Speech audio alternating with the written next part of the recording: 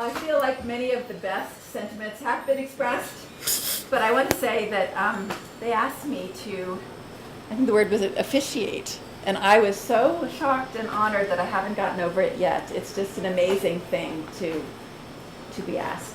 So I'm honored.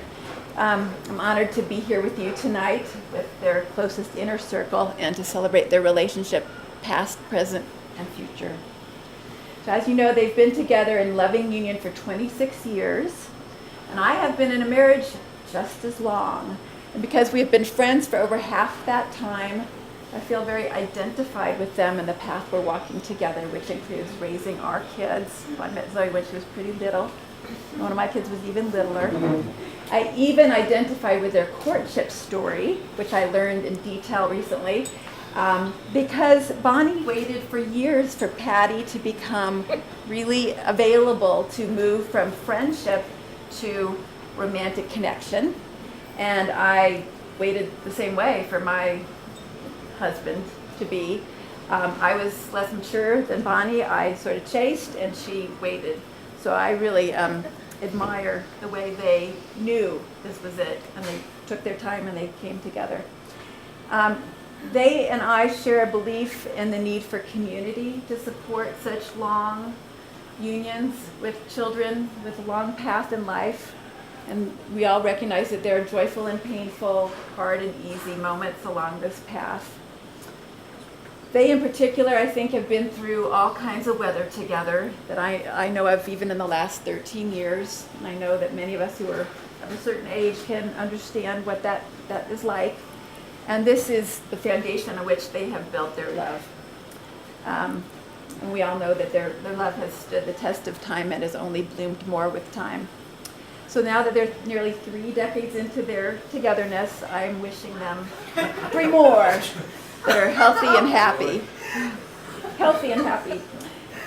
They want you to know that they're very grateful to you for being their supportive community, that this is really important to them. You've celebrated, you've supported, you've been to musical events, you've supported them as parents of Zoe, and they appreciate that you see them as like everybody else. We are like everybody else. We all walk this one path together. Helen Keller once said, "The best and most beautiful things in this world cannot be seen or even heard, but must be felt with the heart." And they have said that knowing each other over time, all this time has opened up vast horizons of possibility. And through each other, they have learned what love really is. They've learned they can be spectacular parents. They appreciate that their relationship offers freedom and mutual support, not enmeshment. And as Bonnie said, even when it hurts, we speak the truth to each other. And I think they and I share a belief that we can love our mates very early on in knowing our mates. Mainly because the falling in love is partly an act of intuitively knowing the soul of another, recognize it even before you know all the facts. And that is part of learning how to feel that you can be your truest self with each other, and that's what they have been able to be. We also agree that mature love, the love they now have, is the most rewarding, special kind, and that requires a lot of learning and generosity. What I have witnessed in Patty and Bonnie in the years that I've known them is a deep recognition by each other of the other's true essence and an equally deep generosity of spirit toward each other. They have given each other the gift of primacy, which means that for Patty, Bonnie's well-being is at least as important as her own. And for Bonnie, Patty's well-being is at least as important as her own. In fact, I am sure that many times when they give up something they really want, to be kind to the other and to be understanding and aware. And they remain emotionally healthy because of this commitment to taking care of themselves and taking care of their union and taking care of their family, which means Zoe. I really want to express my admiration of the intelligence and awareness with which they have approached their life, and I've learned from them. It's beautiful to behold. So Bonnie likes this poem, which is Speak to Us of Marriage by Khalil Gibran. I'm just going to read an excerpt.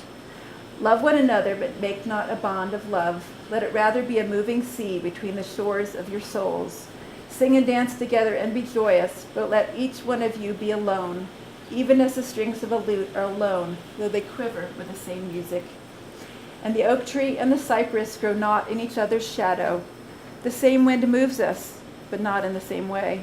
The same earth holds us, but not in the same place.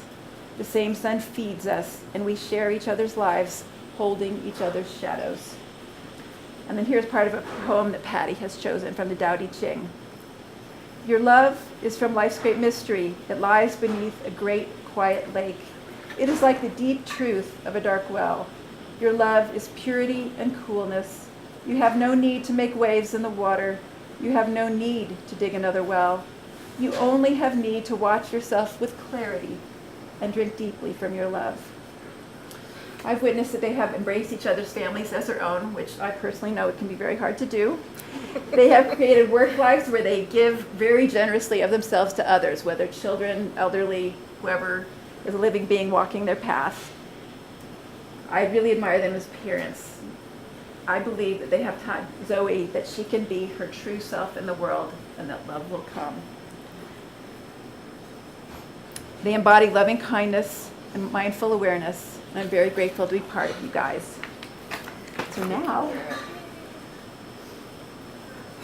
you get to speak to each other.